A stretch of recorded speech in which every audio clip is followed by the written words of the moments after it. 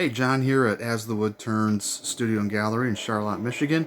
Today I'm going to be making the body of a birdhouse tree ornament using only a skew. The blank is ash and it's been prepared and mounted on the lathe as we turn it round.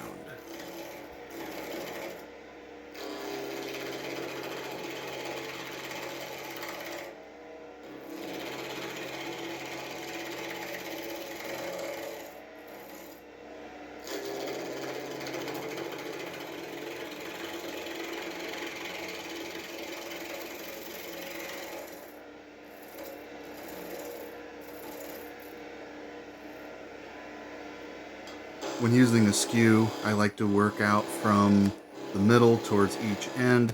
Just makes the cutting a lot easier. I also use the skew towards the top of the piece, so it's almost resting on top of the blank. For me anyway, it seems to cut a lot better.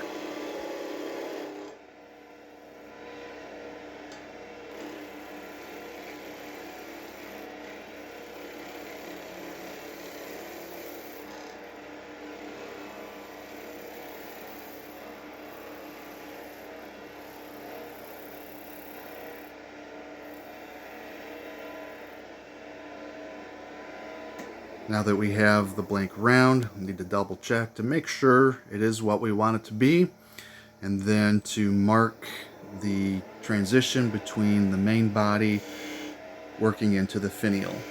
Again, everything with the skew.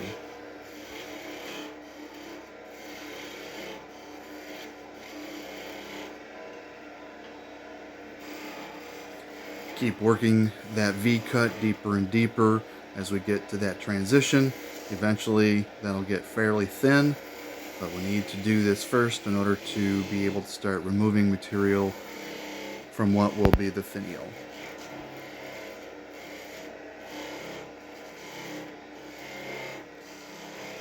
Time to start removing excess material there on the finial and work it down to the diameter close to where we want it in order to shape that finial.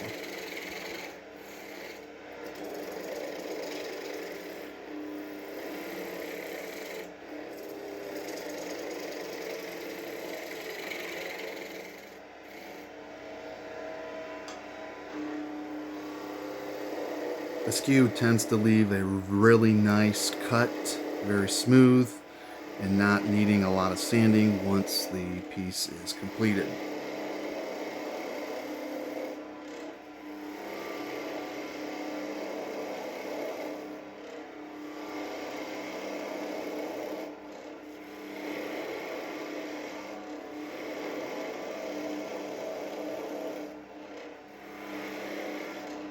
Now that we've removed a lot of the material, we need to make that V cut a little bit deeper so we can continue removing the excess material on the finial.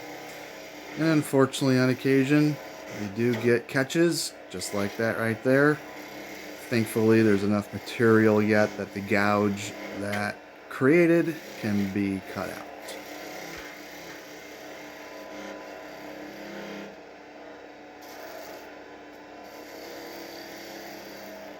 As the piece changes in diameter, it's always good to readjust the tool rest to get the proper cut with the tool you are using. In this case, I needed to raise that tool rest up to be comfortable with the cut as I turn that V off the bottom of the body of the house.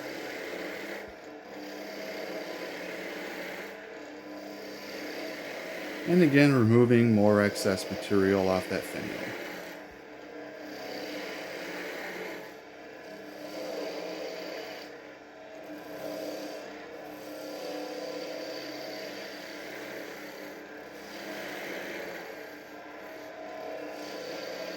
It can take a little bit to do with the skew, however, the finished that you get on the cut with the skew is well worth the work as it reduces sanding.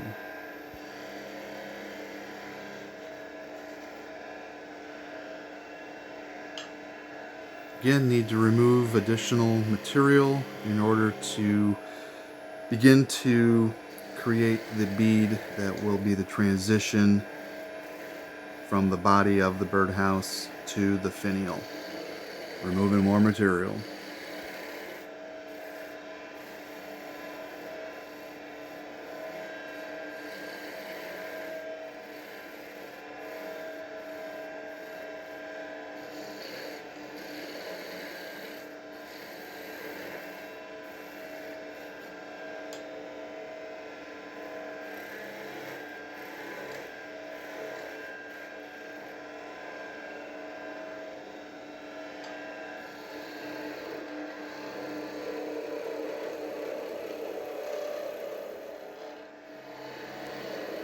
Once you get the handle of using a skew, it actually is a pretty easy tool to use, though like with anything, you can still get catches with it. However, it's almost like riding a bike or water skiing. Once you get the hang of it, and with practice, you get better and better.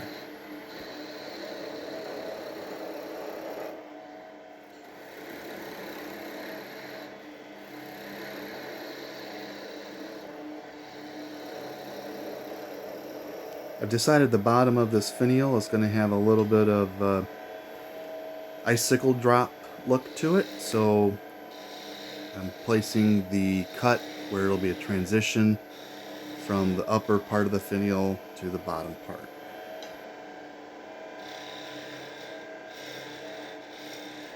Using the long point of the skew here to create the V cut, and then rounding that over using the skew to make it a nice smooth cut.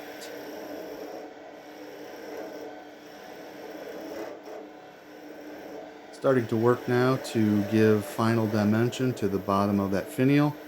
It'll get fairly thin here, so need to work real carefully with light cuts. That's another good reason to use the skew. The sharp skew will cut and not scrape.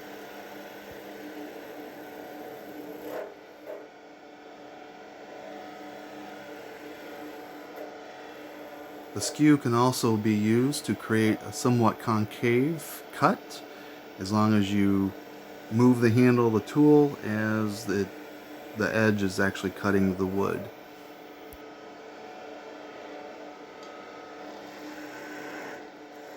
Now that I have the bottom part of the icicle finial to where I want it, it's time to remove more material from above that to get it to a slim profile that will match the whole look of the piece.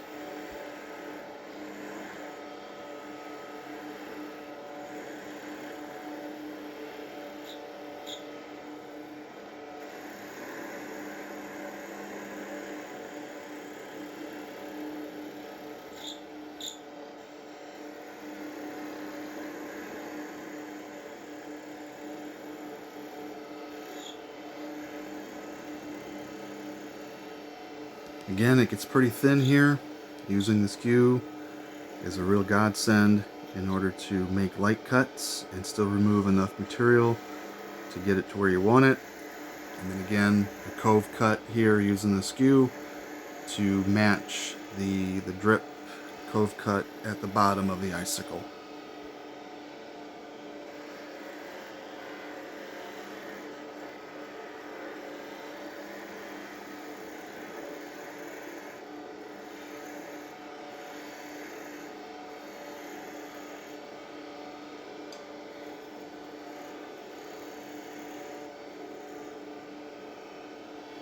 Starting to get it to the profile where I want it.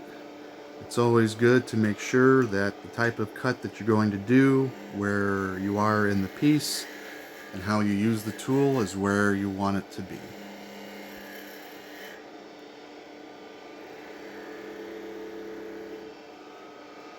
I'm now refining that last bead at the bottom of the house itself in order to make that transition from the house into the finial.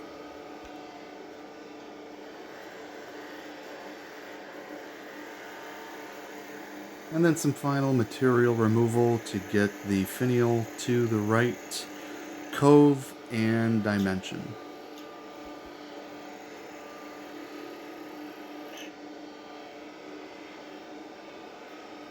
Noticed a little burr there on the bottom of the finial, so I'll just use the skew to touch that up. Again, be comfortable with how you're making the cut before you present the tool to the wood.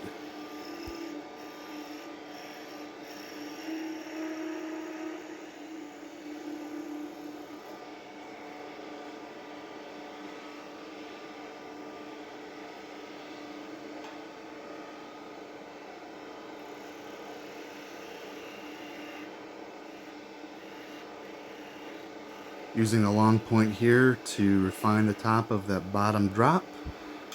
About got it where I want it, and this piece is just about done, ready for sanding and finish.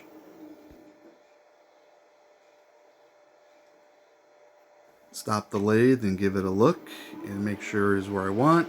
I need to refine the bottom of the house itself to make that cove as smooth as possible, that curve actually, and then it will be done. That feels pretty good, so we'll move on to the next step, which is sanding.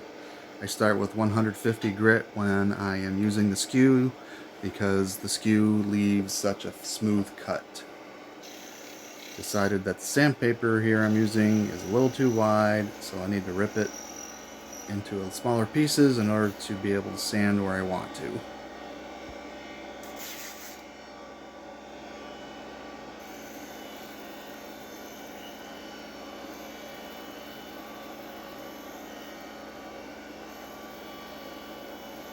Sanding on the lathe is actually pretty easy.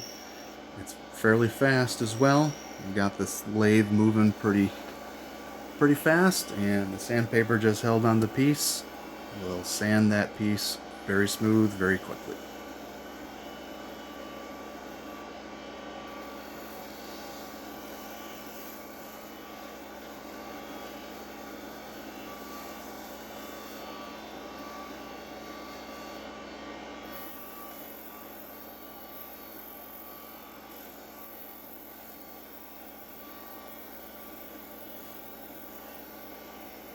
Finish up that sanding and we'll stop the lathe to give the piece one last inspection before finish is applied. Spin it a little bit, and this actually looks pretty good. Ready for some finish after I cut off the bottom waste bit there, and then we'll be good to go.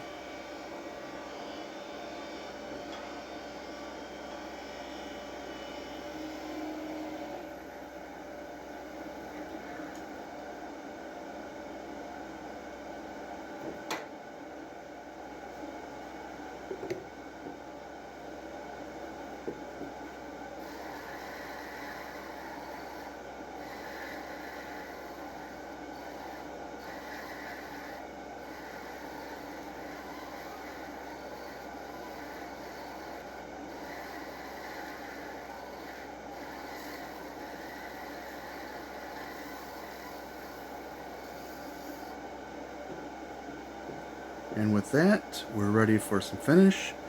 This piece is going to get a friction polish. Basically, it's just putting it on with a towel or cloth and spreading it on the piece as the lathe is spinning. The friction and the heat buildup from doing this will actually cure the finish and will give it a nice shine. I do give it a few coats in order to build it up quickly.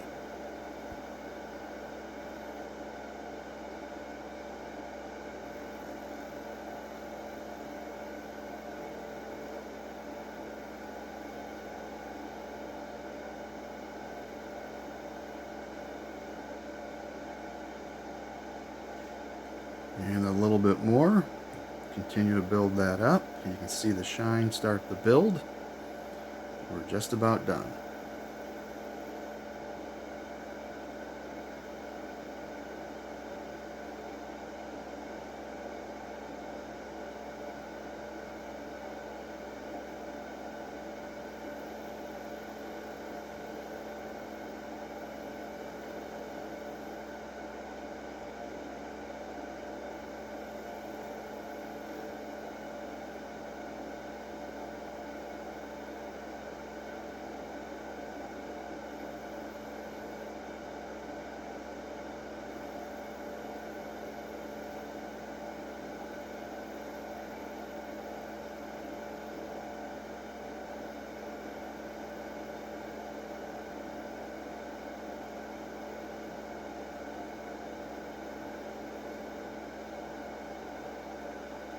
last little bit to go on. Stop the lathe.